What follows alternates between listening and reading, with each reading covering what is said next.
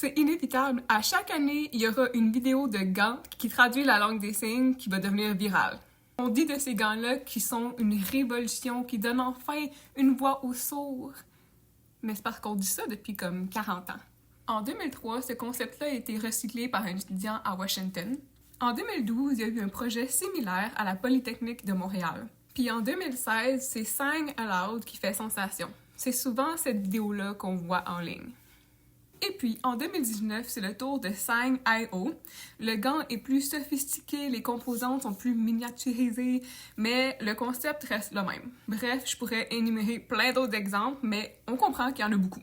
Pourquoi, malgré tous ces progrès-là, les gants sont jamais adoptés? Mais parce que les langues signées, ce sont des langues, pas des codes. Les gants sont complètement aveugles à certaines composantes qui sont essentielles aux langues signées, comme les expressions faciales, le positionnement du corps et plein d'autres spécificités des langues visuelles. Le gant aide l'entendant à comprendre la langue signée, mais il fait rien pour aider le sourd à comprendre en retour. En gros, ces gants-là existent un peu pour le confort des entendants. En plus, il n'y a personne qui a le goût de porter des gants comme ça toute la journée juste pour interagir avec les autres.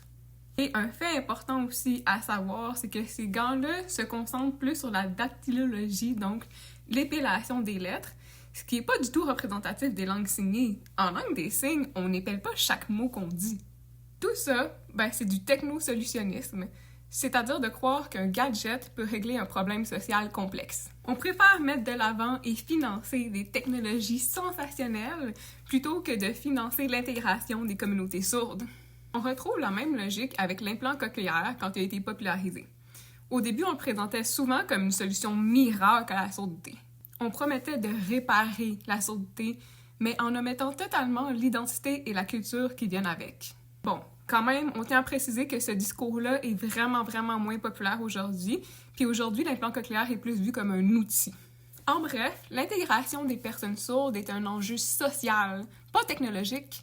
Le pont entre le monde des entendants et le monde des sourds, c'est pas des gants pleins de capteurs, c'est l'apprentissage d'une langue et le respect d'une culture.